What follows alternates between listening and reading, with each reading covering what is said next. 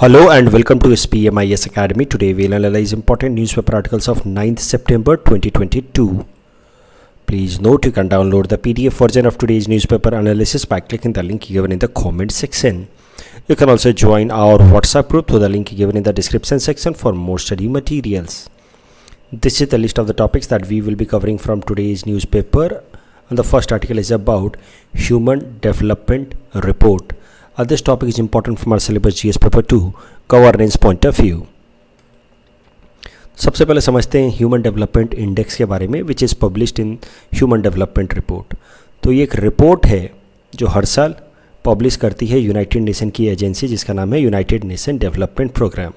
तो जैसा कि मैंने आपको बताया, United Nation Development Programme is an organisation created by the General Assembly of United Nation, जिसका मेन काम है दुनिया भर के अलग अलग जगहों पे डिफरेंट जो डेवलपमेंटल प्रोग्राम्स हैं उनको रन करना, जैसे हंगर रिलेटेड या फिर food security related, education related programmes को ये UNDP रन करता है दुनिया के अलग अलग जगहों पे. तो UNDP ये जो ऑर्गेनाइजेशन है जनरल असेंबली द्वारा बनाई गई, ये एक रिपोर्ट पब्लिश करती है हर साल. उस रिपोर्ट का नाम है ह्यूमन डेवलपमेंट रिपोर्ट, और इस रिपोर्ट के अंदर एक इंडेक्स पब्लिश की जाती है जिसका नाम है HDI या ह्यूमन डेवलपमेंट इंडेक्स. ये जो इंडेक्स है, it is a method of comprehensive measurement of development of a country. I hope आप सबको एक बात समझ आती होगी, पता होगी, बेसिक इकोनॉमी में पढ़ा होगा आपने. There is difference between growth and development. Growth is a one dimensional concept and it is measured mainly in economic terms. तो when there is progress in economic terms आप कहते हैं कि ग्रोथ हुआ है. लेकिन किसी भी देश के अंदर इकोनॉमी के साथ साथ अगर वहाँ पे general health, general education level अगर इम्प्रूव हो तो आप कहते हैं कि वहाँ डेवलपमेंट हुआ है. हम अमेरिका को कहते हैं कि दुनिया की सबसे बड़ी इकोनॉमी है, लेकिन सबसे डेवलप्ड इकोनॉमी हम उसको नहीं कहते, या सबसे डेवलप्ड देश उसको नहीं कहते, क्योंकि अगर एजुकेशन भी ले लिया जाए, हेल्थ भी ले लिया जाए, तो फिर अमेरिका सबसे आगे नहीं आता है. तो ये जो ग्रोथ और डेवलपमेंट का कॉन्सेप्ट है, ये काफ़ी टाइम से हमारी अंडरस्टैंडिंग थी कि growth automatically may not lead to development. Economic progress से डेवलपमेंट आ ही जाए, सबके जीवन में बेहतर उनकी लाइफ हो जाए, एजुकेशन मिले, हेल्थ मिले, इसकी कोई गारंटी नहीं है. So I hope you are getting the difference between growth and development. And growth is not a necessary condition, और growth necessarily may not lead to development. That idea we all knew. लेकिन problem क्या थी इस term development को लेकर के, कि आखिर इसको मेजर कैसे किया जाए. ग्रोथ मेजर करने का तो सिंपल सा तरीका है, GDP मेजर कीजिए, monetary value of goods and services produce with in territory of a country, और फिर अगले साल का GDP मेजर कीजिए, ग्रोथ निकाल लीजिए. तो इकोनॉमिक सेंस में प्रोग्रेस निकालना आसान है, ग्रोथ, लेकिन डेवलपमेंट को कैलकुलेट करना कठिन था.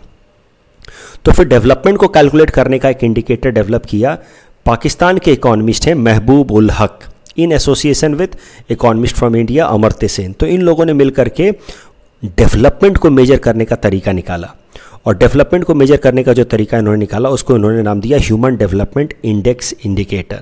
और ह्यूमन डेवलपमेंट इंडेक्स इंडिकेटर में इन्होंने बेसिकली 4 पैरामीटर्स लिए.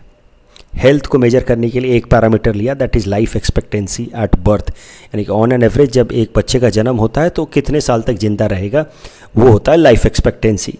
एजुकेशन को मेजर करने के लिए इन्होंने 2 पैरामीटर्स लिए, mean years of schooling and expected years of schooling. Mean year of schooling उन सारे लोगों के लिए जिनकी स्कूलिंग एज ख़त्म हो चुकी है, उन्होंने कितने साल ऑन एन एवरेज स्कूलिंग की है, that is mean years of schooling. Expected years of schooling, वो बच्चे जो अभी स्कूल जाना जिन्होंने शुरू किया है, वो ऑन एन एवरेज कितने साल स्कूलिंग करेंगे, वो होगा एक्सपेक्टेड ईयर ऑफ स्कूलिंग. तो एजुकेशन के स्टैंडर्ड को मेजर करने के लिए 2 पैरामीटर्स लिए गए, mean year of schooling and expected years of schooling. और इकोनॉमी के स्टेटस को मेजर करने के लिए लिया गया पर कैपिटा इनकम या GDP पर कैपिटा.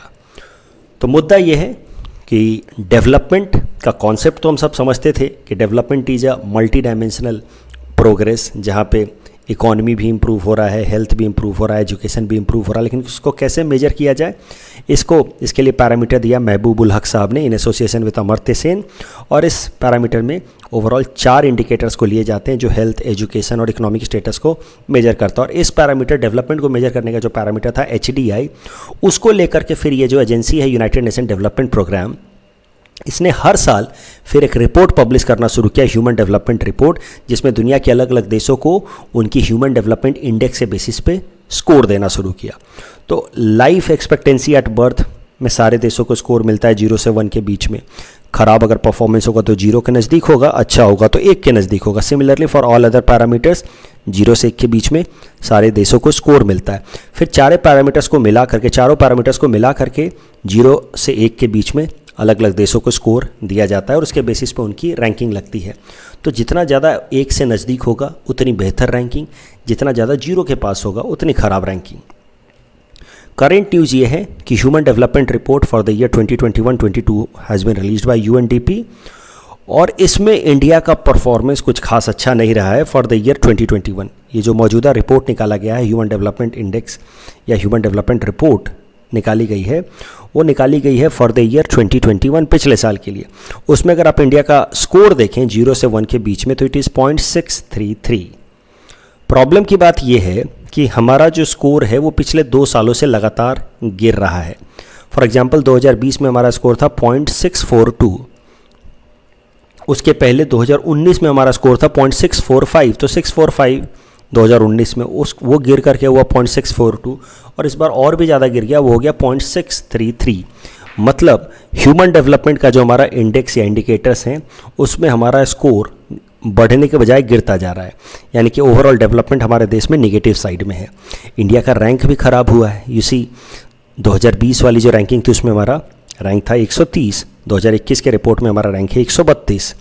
अगर ग्लोबल एवरेज देखा जाए ह्यूमन डेवलपमेंट की तो ग्लोबल एवरेज है ह्यूमन डेवलपमेंट इंडेक्स की 0.732, उससे हमारा स्कोर काफ़ी कम है 0.633। बाकी सारे देशों की अगर एक बार उनसे इंडिया का कंपेयर करके देखते हैं कि हमारा देश कहाँ स्टैंड करता है, तो दुनिया के 5 सबसे डेवलप कंट्री, जैसा कि मैंने आपको बताया कि यूएस दुनिया का इकोनॉमिकली सबसे पावरफुल देश होगा, फॉलोड बाय चाइना है भी, लेकिन ग्रोथ या economic progress is not a guarantee of development. दुनिया के सबसे ज़्यादा डेवलप्ड देश हैं जैसे कि Switzerland, Norway, Iceland, Hong Kong, Australia. HDI report के लिए हांगकांग को एक अलग देश की तरह काउंट किया जाता है, it is not counted as part of China. वहीं बॉटम के 5 कंट्री हैं जैसे South Sudan, Chad, Niger, Central African region, Burundi. तो ये सारे जो देश हैं, ये सारे के सारे देश आप देख रहे हैं अफ्रीकन कंट्रीज़ हैं। अफ्रीका में पॉवर्टी भी ज़्यादा है तो डेवलपमेंट भी खराब ही है। अगर हम इंडिया के नेबरिंग कंट्रीज़ की बात करें, श्रीलंका, अब इकोनॉमिक कंडीशंस काफ़ी ख़राब होने के बावजूद भी उसकी रैंकिंग काफ़ी अच्छी है। वो बात अलग है कि ये जो स्कोर है वो पिछले साल का है, 2021 का है, जबकि इकोनॉमिक क्राइसिस श्रीलंका के अंदर 2022 में स्टार्ट हुई है। चाइना का भी स्कोर काफ़ी अच्छा है, लेकिन उसकी इकॉनमी की तुलना में उसका HDI स्कोर अच्छा नहीं है। भूटान का भारत के नज़दीक है लेकिन भारत से बेहतर है। बांग्लादेश भी भारत से बेहतर है। नेपाल, पाकिस्तान के कंडीशंस इंडिया से ख़राब हैं। इस टॉपिक के बेसिस पे ये 2 प्रीलिम्स प्रैक्टिस क्वेश्चन हमने आपको दे रखा है। Please attempt these questions and you can submit the answer in the comment section. The next article is about 2+2 dialogue forum with Japan and this topic is important from our syllabus GS paper 2 international relations point of view। ये जो 2+2 bilateral meetings होती हैं 2 देशों के बीच में, इसका main मतलब होता है कि दोनों ही देश के डिफेंस मिनिस्टर और फॉरेन मिनिस्टर्स या एक्सटर्नल अफेयर्स मिनिस्टर दूसरे देश के डिफेंस मिनिस्टर और एक्सटर्नल अफेयर्स मिनिस्टर्स के साथ मुलाकात करेंगे and they will discuss on some strategic issues. तो इंडिया ने 2+2 डायलॉग फोरम्स 4 देशों के साथ इस्टेब्लिश कर रखा है, वो हैं US, Australia, Japan and Russia. तो इन चारों देशों के साथ साल में एक बार हमारी 2+2 डायलॉग मीटिंग होती है।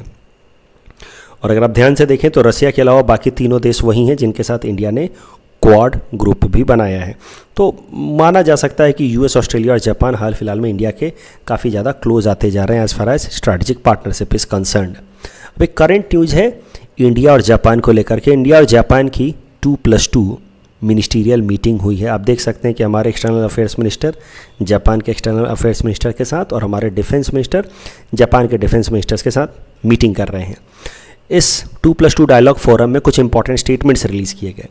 जैसे स्टेटमेंट्स थे, जॉइंट स्टेटमेंट है दोनों देशों द्वारा, commitment to rule based global order that respect sovereignty and territorial integrity of nations, all countries seek peaceful resolution of disputes in accordance with international law, achieving a free and open Indo Pacific. ये तीनों ही statements देख करके आपको समझ आ जाएगा कि all these 3 statements are directed towards China, क्योंकि चाइना ही ऐसा देश है जो तीनों ही रूल्स को ब्रेक करता है। रूल बेस्ड डिसीजंस वो नहीं लेता, लोगों दुनिया के अलग अलग देशों की सोवरेनिटी और टेरिटोरियल इंटीग्रिटी को रिस्पेक्ट नहीं करता। चाइना अकेला ऐसा देश है अभी के टाइम में जो एक्सपेंशनिस्ट अप्रोच को अभी भी फॉलो करता है। हाल फिलहाल में रसिया का भी एक्सपेंशनिस्ट टेंडेंसी देखा जा रहा है यूक्रेन में, but China is known for its expansionist tendency which is known as salami strategy.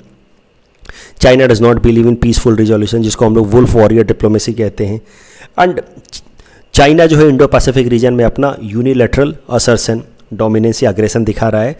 तो इन तीनों ही स्टेटमेंट में आप देख सकते हैं कि फोकल पॉइंट इज चाइना। वो बात अलग है कि हमने चाइना का बिना नाम मेंशन किए तीनों ज्वाइंट स्टेटमेंट्स रिलीज़ किए हैं। तो इनडायरेक्टली चाइना को एक मैसेज है कि if you break international norms in Indo Pacific region we will retaliate together.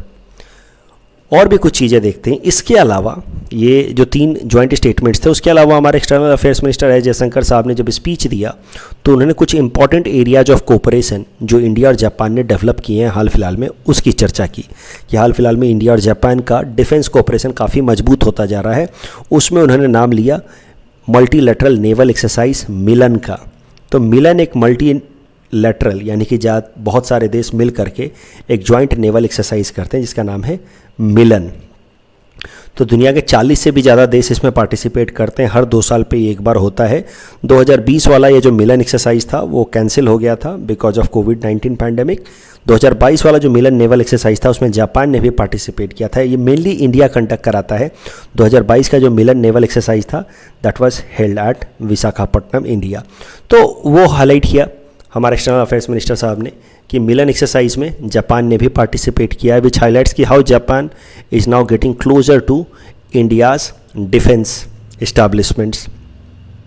अब मिलन नेवल एक्सरसाइज भले भूल भी जाओ, पीटी पर्सपेक्टिव से याद रखना बहुत सारे देश हैं। जापान ने 2022 में मिलन को ज्वाइन कर लिया, याद रखना क्योंकि स्टेटमेंट रिलीज़ किया है ना एक्सटर्नल अफेयर्स मिनिस्टर साहब ने, तो हो सकता है पूछ ले मिलन नेवल एक्सरसाइज के बारे में। दूसरा ये अग्रीमेंट जरूर याद रखना। दूसरा अग्रीमेंट है reciprocal provision of supply and service agreement. ये एक लॉजिस्टिक्स अग्रीमेंट है दोनों देशों के बीच में। Logistics agreement for armed forces, यानी कि हमारी नेवी उनके नेवी के जो इंफ्रास्ट्रक्चर है उनका इस्तेमाल कर सकती है, लाइक वाइज उनकी नेवी हमारे इंफ्रास्ट्रक्चर का इस्तेमाल कर सकती है। Same will apply for air force as well as army. तो ये एक लॉजिस्टिक अग्रीमेंट है जिसमें दोनों ही साइड के आर्म्ड फोर्सेज एक दूसरे का सर्विस और सप्लाई का इस्तेमाल कर सकते हैं। इट विल इन्हांस इंटरऑपरेबिलिटी, उनके इक्विपमेंट्स हम यूज कर पाएंगे, हमारे वो यूज कर पाएंगे। तो इस तरीके का एक अग्रीमेंट इंडिया और जापान ने हाल फिलहाल में साइन किया जो इसी साल मार्च महीने में इम्प्लीमेंट किया गया। उसका नाम है reciprocal provision of supply and service agreement. इसी तरीके का अग्रीमेंट इंडिया ने यूएसए के साथ भी साइन कर रखा है, आपको पता होगा उसके बारे में, जिसको हम लोग कहते हैं LEMOA logistic exchange memorandum of agreement. इसी तरीके का अग्रीमेंट इंडिया ने ऑस्ट्रेलिया, फ्रांस, ओमान और सिंगापुर के साथ भी ज्वाइन कर रखा है।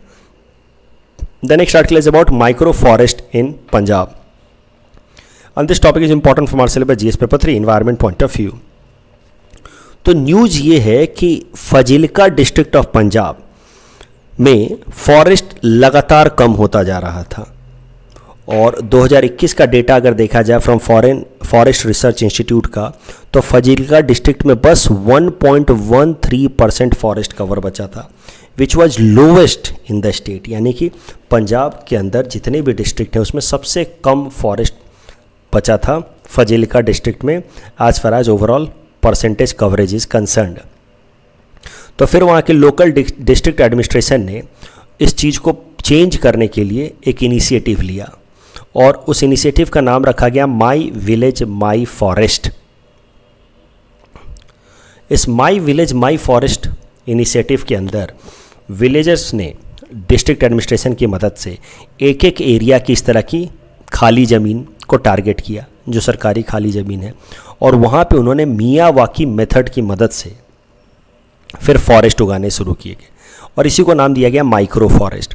और फिर धीरे धीरे अलग अलग तरह के पेड़ उगाए गए यहाँ पे, जैसे नीम, अर्जुन, अशोक, जामुन, गुआवा उगाए गए और धीरे धीरे इन फॉरेस्ट को मियावाकी मेथड की मदद से जो उगाया गया था, इनको सेल्फ सस्टेनेबल बनाया गया और फिर इस तरह का एक माइक्रो फॉरेस्ट बनाया गया, फिर दूसरा माइक्रो फॉरेस्ट बनाया गया, तीसरा बनाया गया और धीरे धीरे कम से कम 12 इस तरह के माइक्रो फॉरेस्ट डेवलप किए जा चुके हैं। Over a period of time 75 ऐसे विलेजेस को टारगेट किया जाएगा आने वाले साल में जिसमें इस तरह के माइक्रो फॉरेस्ट बनाए जाएंगे। अब इसका कैसे इस्तेमाल करें पीटी में या मेंस में? पीटी में तो सीधा सीधा आएगा नहीं, पीटी में आपसे एटमैक्स पूछेगा कि ये मियावाकी मेथड है क्या, तो जिसके बारे में मैं आगे अगले स्लाइड में बता दूंगा आपको। मेंस में कभी भी अफॉरेस्टेशन पे सवाल आए, फॉरेस्ट कवर लगातार गिरता जा रहा है उस पे सवाल आए, हमारा जो पंचामृत स्ट्रैटेजी है जिसमें फॉरेस्ट कवर को हमें बढ़ाना है उस पे सवाल आए कि क्या स्टेप्स लिए जा सकते हैं, तो उसमें आप सजेशन के तौर पे एक केस स्टडी मेंशन कर सकते हैं कि कैसे फाजिल्का डिस्ट्रिक्ट ऑफ पंजाब में वहाँ के लोकल एडमिनिस्ट्रेशन ने my village my forest campaign चला करके माइक्रो फॉरेस्ट को बढ़ाया है, जिससे ओवरऑल फॉरेस्ट कवर उस डिस्ट्रिक्ट में बढ़ा है, which was one of the lowest earlier. अब जरा देखते हैं अकीरा मियावाकी मेथड। तो Akira Miyawaki was a Japanese botanist. इन्होंने एक नया टेक्निक निकाला है फॉरेस्ट डेवलप करने का, तो नेटिव फॉरेस्ट या मैन मेड फॉरेस्ट बनाने का मेथड निकाला है Akira Miyawaki, a Japanese botanist. तो ये जो मेथड इन्होंने प्रपोज किया, इसमें जो पेड़ पौधे हैं ये 10 गुना फास्टर रेट से डेवलप हो सकते हैं और जो फाइनली जो फॉरेस्ट बन के आएगा it can be 30 times denser as usual. Normal forest की तुलना में 30 गुना ज़्यादा डेंस होगा। तो ये जो मेथड है अकीरा मियावाकी मेथड, उसमें किया जाता है, तो सबसे पहले सॉइल, जिस एरिया में भी फॉरेस्ट उगाना है वहाँ का सॉइल का टाइप देखा जाता है, उसका टेक्सचर देखा जाता है, बायोमास देखा जाता है, उसके हिसाब से फिर प्लांट्स सेलेक्ट किए जाते हैं। प्लांट्स की स्पेसिफिक अरेंजमेंट की जाती है, एक पर्टिकुलर एक डिस्टेंस पे उनको प्लेस किया जाता है ताकि उनको बेहतर सनलाइट मिल सके, वाटर एब्जॉर्ब ठीक तरीके से कर सके, न्यूट्रिएंट ठीक तरीके से एब्जॉर्ब कर सके। और इन सारी चीज़ों का अगर ठीक से ध्यान रखा जाए, यानी कि सॉइल के हिसाब से, उनके टेक्सचर के हिसाब से, बायोमास के हिसाब से प्लांट लगाया जाए और उनका सही अरेंजमेंट किया जाए, तो फिर फॉरेस्ट 10 गुना ज़्यादा तेज़ी से उगता है, 30 गुना ज़्यादा डेंस होता है। ये है अकीरा मियावाकी मेथड, जिसका इस्तेमाल करके इस फाजिल्का डिस्ट्रिक्ट में my village my forest campaign चलाया गया है। इस टॉपिक के बेसिस पे प्रीलिम्स प्रैक्टिस क्वेश्चन में आपको दे रखा है, please attempt this question and you can submit the answer in the comment section. The next article is about जोगेश Das and this topic is important for syllabus GS paper 5 Assam issues point of view. जैसा कि मैंने आपको पहले भी बताया है कि इंपॉर्टेंट पर्सनालिटीज़ के बारे में एपीएससी मेंस में जीएस पेपर 5 में वो सवाल पूछ लेते हैं, तो जो भी इंपॉर्टेंट पर्सनालिटीज़ के बारे में जिक्र आएगा आसाम ट्रिब्यून में हम उनको कवर करते जाएंगे। पीटी से पहले एक बार उनको देख लीजिएगा और मेंस से पहले उनको एक बार अच्छे से उनके बारे में कम से कम 5-6 पॉइंट्स याद करके जाइएगा। मान लीजिए अगर आ गया तो कुछ तो लिख पाएँ। तो आज आर्टिकल आया है जोगेश दास जी के ऊपर, 9 सितंबर उनकी डेथ एनिवर्सरी है और इस कारण से ये आर्टिकल उनके ऊपर आया है। Is a well known prominent Assamese writer and journalist, born on 1st April 1927 in Tinsukia district and did BA from Cotton College and MA in Assamese from Guwahati University. He started his career as a journalist at a very young age and in 1947 he became sub-editor of Assamese newspaper Natun Okhomia. Important बात जोगेश दास जी के बारे में याद रखनी है कि he was elected as a president of Bihpuria session of Assam Sahitya Sabha in 1985. He died on 9 September 1999. तो उन्होंने कई सारे शॉर्ट स्टोरीज़ लिखे, कई सारे नॉवेल्स लिखे, कम से कम 18 नॉवेल्स उनके तो पब्लिश हुए हैं। कुछ इंपॉर्टेंट नॉवेल्स के मैंने यहाँ नाम लिख करके दिए हुए हैं आपको, मेन से पहले इनको देख लीजिएगा, कम से कम 4-5 याद कीजिएगा ताकि अगर इनके बारे में कुछ आ गया, write a short note on Shri जोगेश दास, तो कुछ तो आइडियाज़ रहें आपके पास। Next article is about Queen Elizabeth II who has died recently. This article is important from prelims perspective. कुछ फैक्चुअल चीज़ें देख लेते हैं क्वीन एलिजाबेथ के बारे में। तो यूके की सबसे ज़्यादा लंबे समय तक सर्व करने वाली वो मोनार्क रही हैं and she passed recently, perhaps she passed yesterday only. So she came to the throne in 1952, मतलब 70 सालों तक she remain monarch for UK. उनके रेजीम में कम से कम 15 प्राइम मिनिस्टर रहे, right since Winston Churchill to recent miss Liz Truss. उनके husband Prince Philip Duke of Edinburgh was husband of Queen Elizabeth. उनकी डेथ लास्ट ईयर हुई थी at the as of 99। Queen Elizabeth जी के बारे में कुछ factual चीज़ें यहाँ दे रखी हैं। She was born on 21 April 1926 She became heir apparent when her uncle Edward III abdicated on December 1, 1936. She married Philip Mountbatten on, ये याद मत करना उनके कितने बच्चे थे, ये भी याद मत करना। जो factual exam point of view से बातें थी वो तो मैंने यहाँ लिख करके दे दी हैं, कम से कम ये चीज़ें याद रखना पीटी से पहले। कल जो हमने आपको प्रैक्टिस क्वेश्चन दिया था उसका आंसर देख लेते हैं। Eastern Economic Forum is associated with Russia and battle of Asal Uttar 1965 Sino India war. First barrister of Assam Anandaram Barua. That's all from our side for today. Thanks for watching.